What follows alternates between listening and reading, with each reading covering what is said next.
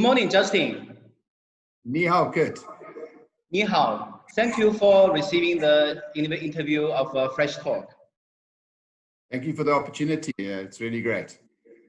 Okay, so my first question will be for you personally. How long have you been working in the fruit industry in South Africa? Kurt, I was appointed to this position in 1999, so I've been in the position for over 20 years. And I must say, if I was given the 20 years again, I would do exactly the same. I find the fruit industry really exciting, fantastic, including yourself. I meet people all around the world, and it's given me a great opportunity to travel and meet a lot of interesting people. So yeah, 20 years, and it's been great. So 20 years all the way in the CGA? Yes, yeah, I was the first Chief Executive Officer of CGA, and I'm still in the position today. Well, congratulations. Thank you. Okay, so can you give me an introduction about what is CGA and what kind of role it plays? Yeah, good. So in South Africa in 1997, our government disbanded all our control boards. So until that time, all the different agricultural sectors had control boards that managed the marketing, the research, and all the other activities. And those were what we call deregulated. So they were closed down. And the growers realized that, that they needed a body to do research. You know, and I know that fresh produce trading around the world is dependent upon being able to manage pests and diseases, being able to mitigate risks of exporting any fruit that might be contaminated. So in 1997, they formed this association primarily for research. So we spend 65% of our money on research. Next year, we're going to be doubling the amount that we spend on research. So we'll be spending about $15 million a year on research next year. And so that's the primary reason for this association. But we do a number of other activities. And so market access. So we use the research to gain new markets, optimize markets, retain markets. And then we do what's called transformation in South Africa. I'm sure you're aware of the history of South Africa, apartheid, etc., which meant that a lot of the black South Africans have been excluded from the economy. So a large part of our work and 20% of our funds goes towards assisting the development of black farmers in our industry. And then we do other activities like information, consumer assurance. We're very involved in logistics now as well. So those are the major focus areas of the association. Okay. I can see the citrus is a very important item for South African fruit industry. Can you give me us a brief introduction, like the volume, the variety, the production, these things? Yeah, I mean, we export about 2 million tons of citrus every year. Now, we try to sort of illustrate that amount. If one takes that fruit and puts it shoulder to shoulder, it will go around the earth 18 times. That's how much fruit we export every year. So it's a huge industry in South Africa. It exports 40% of our total fruit, and it's our biggest export earner and our biggest employer. So it's a massive industry in South Africa. Over the years, we've been largely an orange producer. So if you go back, say, 10 years, you'll find that 70 or 80% of our product was oranges, Valencias and navel types. Now that's about 55 to 60%. So we've definitely started to grow in the easy peeler category and in the lemon category. So they're increasing. And interestingly enough, if you go and have a look at our orchards, a lot of our orchards are under 5 years old in the lemon and easy peeler category. So we're going to grow by another 25%, another 500,000 tons in the next 3 to 5 years. So we're definitely on a huge growth path in terms of our industry. We export probably about 70% of our product. So we're very, very focused on the export market. Domestic and processing takes up the other 30%. So very much focused on exports. We export most of our product to the European Union. Traditionally, that's been the market. However, we've seen a shift, and most of the growth that we've had has gone to Asia. So when I joined the industry, we were probably sending maybe 6-7% into Asia. We're now sending 16-17% into Asia. So definitely big growth in Asia. But the European Union remains our biggest region, and the Middle East is second. So 20% of our product goes to the Middle East, and then into the Eastern Europe. Russia is our biggest country there. If one takes individual countries, the UK is biggest, taking about 10%, and Russia is second, taking about 8%. So we've got a very big global footprint. We export just about everywhere in the world. How about China? How about Chinese market? What's the percentage of the Chinese market? Yeah, in fact, I'm saying UK and Russia, but you'll find China is either third or maybe is overtaking Russia, because Russia has been coming down due to the economic factors there. So I'll give you an idea of the Chinese market. We got official access into China in 2004. So between 2004 and 2011, we went from zero basically up to 10,000 tons. And then from 2011 till last year, we went from 10,000 tons to 180,000 tons. So it's a massive market, and we're really excited about China. You know, I travel there, as you know, well, when we used to be able to travel. I used to go to China every year, and we just saw the huge growth in that market, the number of players in the market, and the professional way that the players were trading in that market. So definitely, it's been a fantastic market for us and has absorbed a lot of that increase. So when I say Asia's increased from 6 to 16%, the majority of that increase has been China. What are the challenges for South African citrus industry to further develop? Yeah, so I don't know if this is just because of COVID, but our big issue this year, and has been an issue that's been coming on for a few years, is logistics. Unfortunately, our government has not invested in our ports. And, you know, I live in a province called KwaZulu-Natal, and we have the Durban port, which is just down the road from me. And that's the biggest port in Southern Africa, and it's a gateway into Southern Africa. However, over the last probably 15 years, there's been little to no investment in infrastructure and equipment. And as a result, the port is really battling in terms of efficiency, and that impacts on our ability to export. And this year with COVID, it's obviously a very worker-intensive, labor-intensive operation. And with people getting sick, it's resulted in people not working because they're laid off. And that's really impacted on us severely. So initially in Durban port, but later on in the Cape Town port, where shipping lines actually miss the port completely. They bypass Cape Town because it was operating so poorly. So that's our biggest challenge going forward, Kurt, with 25% more fruit. And the other problem is that it's pretty concentrated in a certain a couple of months. You know, majority of our fruit is harvested in end of June, July, and beginning of August.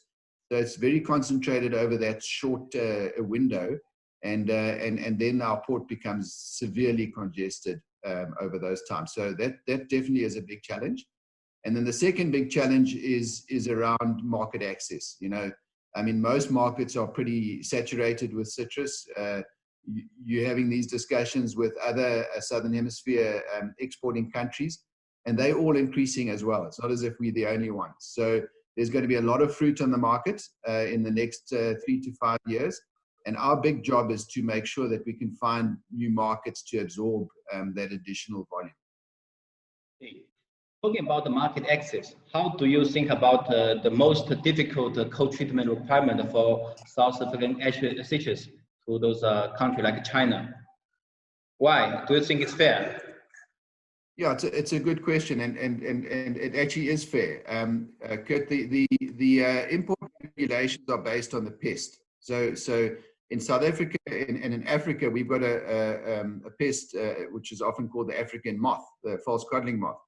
And so our cold treatment requirements to China are for false codling moth, whereas the cold treatment from other countries that have fruit fly is a lot less severe, but that's because of the pest, nothing else. So yes, China's got a massive citrus industry, as you know, and the government has to make sure that domestic citrus industry is not in any way threatened by imports and by new pests coming into it. So we 100% understand that, and we acknowledge that. But having said that, you know, we export under those same conditions to the USA and the same conditions to South Korea, same conditions to Thailand, and our fruit arrives in good condition. So we've one of the big areas we work on in research is to make sure that we can export our fruit under these conditions, and it arrives in the market still with shelf life, still with good quality. So we believe we can manage it. And we are also doing a lot of work, research on other mitigation treatments other than treatment for false codling moth. And there are some exciting developments there. So over time, we hope to engage with the Chinese government, the plant health people in China, and improve the conditions. There is one area that we work at the moment, and that's lemons. Because the lemon is not a host for false codling moth. That's recognized by the Chinese government. So we're trying to get the protocol changed for lemons. And in fact, it's been rewritten, and it just needs the Minister of GACC and our Minister of Agriculture to sign that off. And then we'll have a much better cold treatment for lemons into China. But it haven't been signed yet. No, so it was ready in March, and then went into lockdown, and so our minister couldn't travel, and obviously your minister couldn't travel. We have asked him to try and do it electronically, you know, through other means, and that's still under discussion. So we're still hopeful that might happen. Obviously, probably not for 2020 season, but hopefully for 2021 season. Yeah, next season we'll see more lemon from South Africa. We sincerely hope so. You know, we've seen Argentina, I think, and Chile, you know, have got access with lemons. So we are worried that we're behind them, because, as you know, you form networks, you form relationships on the product. So we need to get in early, and we hope to get it by next year. Okay. So my last question is how the COVID-19 is affecting the citrus industry in South Africa, in orchards, in packing house, and in the logistics side? Yeah, I mean, we were very unfortunate in that we went into our season as COVID came into South Africa. So we've lived with it from day one. And, you know, we're an industry that's very reliant on labor. All of our citrus gets harvested by hand and packed by hand. We're not into a lot of mechanization on the farms or in the pack houses. And you know, when people get sick in South Africa, if a person gets tested positive, then all those contacts, everybody who's been in contact with that person for now it's 10 days. So not only the person who's sick, but everybody they've been with are then all isolated for 10 days. So we have had, as I mentioned earlier, in Cape Town, which was the epicenter for COVID in South Africa at the beginning. We found that port had huge absenteeism and people on sick leave initially, and that impacted heavily. But since then, we've been able to engage with the port authorities, and they've pretty much kept the business continuity. They've tried to get workers to work in bubbles so that if you find a worker gets sick, you don't find too many workers have to then be laid off. It's kept in a restricted number. On the farms, we're finding very few people getting sick, and I think that's because they're working outdoors in the sun and with the airflow, etc. So I've heard very few reports of people on farms becoming ill. In the pack houses, definitely quite a lot of people being ill, but there, once again, they work in units and groups, and the groups can then be isolated. So that's been the influence in terms of on the farm, in the pack house, on the ports, etc. Definitely the biggest influence has been at the ports where people are concentrated in the activities that they're working on there. So we're getting through it. It hasn't been easy, but we now probably 80% through our 2020 crop. So we're getting to the end of it. We've learned a lot.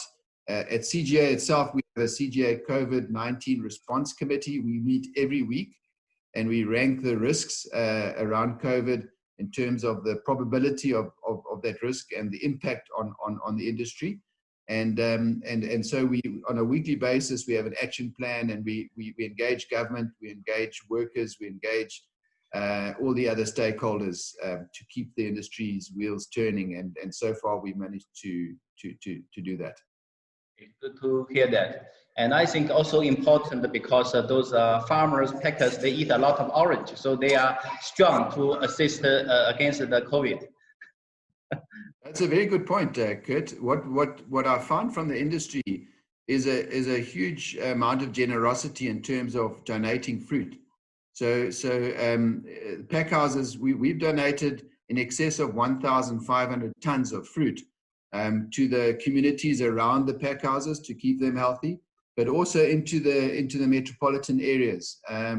There's a lot of people that haven't got jobs now. Unemployment in our country is now at record levels of over 30%. Some say it'll move up to 50%, which is really worrying. So those people haven't got jobs, they haven't got money to go and buy food. So we involved in a lot of feeding schemes with citrus, which, as you say, helps boost immunity and hopefully keeps them free of the virus. Yeah, let's hope the pandemic to gone soon. Yeah, in South Africa, we're peaking in our biggest province, most populous province, Gauteng, and then it's coming here to KwaZulu-Natal. So we haven't reached our peak yet in KwaZulu-Natal, but it's coming here next, and so we hope that'll be over in the next 3-4 weeks, and then we can get to some form of normality. Okay, thank you, Justin, to receive the interview from Fresh Talk, and eat more orange and stay strong. Kurt, I want to thank you for this opportunity, and thank you for your friendship and the hard work that you do in China and all your colleagues. And yes, China is a very important market for us. So as I say to everybody, stay industry positive and COVID negative. Okay, see you next time in China. Thanks, Kurt. Bye-bye. Bye.